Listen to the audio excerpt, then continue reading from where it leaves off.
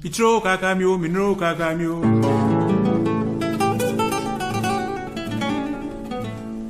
Kakamio mpo kwa mwasi anansio.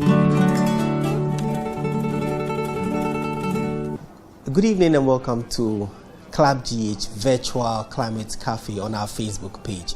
My name is Prince Apia and I'll be your moderator for today. Today is World Environment Day and our topic for discussion is the impact of our environment on our health in the face of the COVID-19 pandemic. And before we listen to our main speaker of the day, Associate Professor Isaac K. Tete, who is a climate scientist at KNUST and senior lecturer over there, we will be hearing from our convener, Mr. Kofi Edudomfe, on his message for the day. My name is Kofi Edudomfe, and I thank you for joining us at CLAPgh for this presentation. We've gone slow in the past few months because of the coronavirus, which has affected almost every facet of livelihoods the world over. For us, we believe together we will overcome the coronavirus. We've seen the disruptions caused to health systems, economies, people, and livelihoods the world over. Ghana and Africa, not an exception. I've also read reports about some positives of the coronavirus on the environment. But this I will leave for later discussions because nothing really supersedes the value of human lives. But I want to just share some thoughts of two personalities whose ideas have been profound as the world commemorated the 50th anniversary of Earth Day some few days ago. First, I want to talk about that of the UN Secretary General, who linked the global coronavirus recovery to the climate change crisis. And he actually called the health crisis an unprecedented wake-up call and warned that there is another deep emergency, that is the planet's unfolding environmental crisis. The UN scribe actually urged nations to take advantage of the deep economic disruptions which have been caused by the pandemic to do things for the future. And we must do this by viewing it as a chance to move away from fossil fuels. In his words, and I want to quote him, he said, "We must act decisively to protect our planet from both the coronavirus and the existential threats of climate disruption." That's the UN Secretary General. Now, let me also share the thoughts of Dr. Mithika Nwanda of the Pan-African Climate Justice Alliance, CLAPgh, who said it would really prove difficult in the long run for states to spend so much on mitigation of the COVID-19 pandemic, but forget climate change. Of course, climate change has claimed many lives in Africa, and indeed continue to claim many more lives. And in the words of Dr. Nwanda, coronavirus is running a short 100-meter race, while climate change is on a marathon. At the end of the day, both will have killed huge numbers and messed up economies. This is where CLAPgh comes in, and we believe that in as much as the global economies are being disrupted, people are being affected, health systems are being disrupted, there is a need for us as individuals to think about how we can be clean and also cater for the environment as part of the actions to help bring this coronavirus to a halt, and at the same time ensure that we take decisive measures to protect our climate going into the future.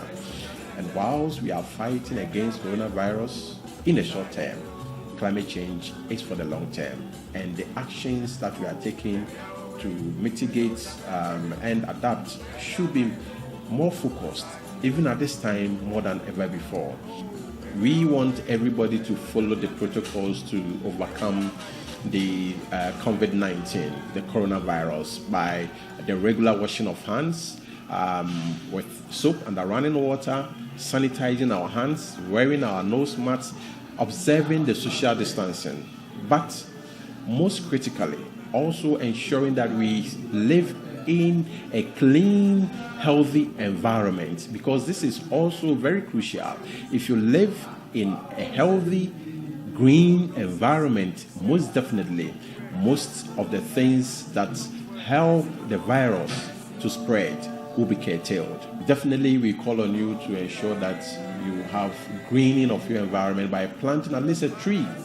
Plant one tree, call it the corona tree or the coronavirus tree, just to signify that you planted one tree during this era of the corona pandemic. We are praying and hoping that this pandemic of coronavirus will be overcome in the shortest possible time, but most importantly, the world will also begin to take that collective action of climate mitigation and adaptation to ensure that in the future we have a really safe, healthy environment to live in. Thank you for your attention, and we pray we all survive this together.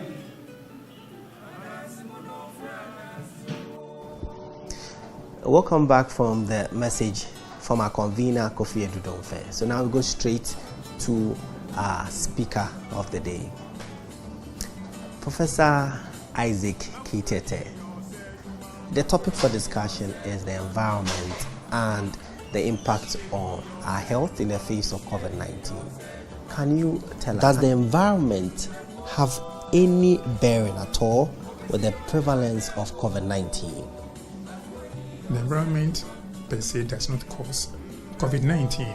However, mismanagement of the environment, such as through unhygienic practices, can predispose us to COVID-19 and may facilitate its prevalence. COVID-19 is capable of adapting to new environments through mutation and recombination with relative ease, so we better watch what we do to our environment. And what are the typical Ghanaian activities that lead to deterioration in the environmental quality that we have? All right. There's global environmental change, which is attributed to human-induced activities. And our typical Ghanaian activities will be seen in the area of air pollution, water pollution, and soil pollution. But we have others like land degradation. Now, why do I mention air pollution? Industrial air pollution releases a lot of pollutants into the atmosphere, such as carbon dioxide, the oxides of nitrogen, oxides of sulfur, as well as various aerosols. That is the way that industries emit pollutants into the atmosphere. At the local scale, especially in the domestic settings, we tend to burn plastics, which release CO2. CO2 is a greenhouse gas, as well as sulfur dioxide and oxides of nitrogen, as well as toxic chemicals such as dioxin when we burn plastics and other organic materials of plastic origin. And even some Ghanaians typically use plastics to ignite their firewood or charcoal. So they use it as the starter. Now then they burn it off, and all these chemicals are released into the atmosphere. When it comes to water pollution, there are several ways in which our waters are being polluted. And one typical means of pollution is open defecation that leads to pollution of water bodies. And this can cause outbreak of cholera, typhoid, dysentery, and various diarrheal diseases. Now, when you talk about water pollution too, you shouldn't forget illegal surface mining activities that release heavy metals such as lead, cadmium, mercury, and others into the waste stream. there are influx of e-waste, electronic waste on their market. So we tend to collect them and burn them in their backyard, gardens, and so on and so forth. And burning of these e-waste are also going to release poisonous chemicals in the form of hazardous chemicals into the soil, water, and air. Then finally, and I call it violation of etiquette, that is, our attitudinal behavior is also something that we have to address. Our attitude acts as precursors to unhygienic conditions in the environment. For instance, we clear our throats and spit around carelessly. We clear our noses and discharge them carelessly. We cough freely into the air. We sneeze freely into the air. These are things that we see them as individuals, scale, but when they come together, they have very huge repercussions on the health status of our communities. What are the consequences of the environmental deterioration on our health? Thank you. Overall, we contract or become vulnerable to several non-COVID-19 diseases. Examples: heavy metal ingestion by drinking contaminated water or contaminated food in the food chain may lead to biomagnification or bioaccumulation, because the body doesn't have a means to excrete, to metabolize these heavy metals. So they get locked up in our tissues and they'll be there forever. So the more we consume polluted or contaminated food sources of heavy metals, the more they will reside in our system. And eventually, they may cause diseases like kidney disease, they may cause cancer, they may cause liver disease and lung disease. Now, if you look at the profile of COVID-19, it affects, medical science is saying that it affects the lungs, the kidneys, and the central nervous system. So, poor environmental quality can make us become highly susceptible to many diseases in the environment. And we also want to stress on comorbidity with COVID-19 infection.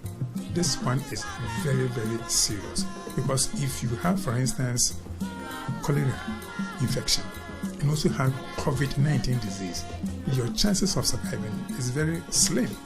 And therefore, we need to look at our environment, protect it, and make it clean so that we don't become vulnerable to the ravages of the COVID-19.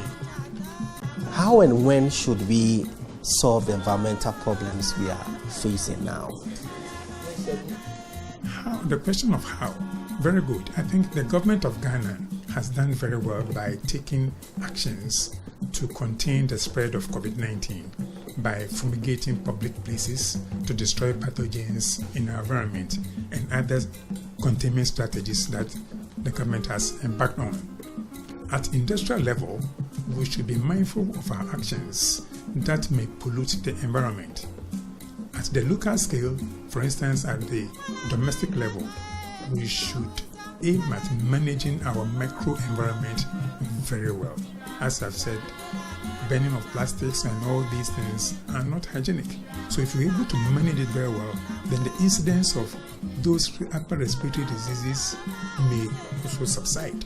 And therefore, our immunity will not be so weak, so that even when we get the chance in contact with the COVID-19, it is not as grievous as someone who has been predisposed to some diseases. And this is how we end today's special conversation on environment and impact on our health in the face of the COVID-19. My name is Prince Appiah, and I have been your moderator for today. And until we do another Climate Cafe virtually, it is bye for now.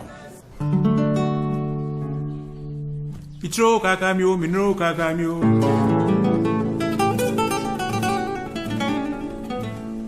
Kakamyo mpo kwa mwasi anansio.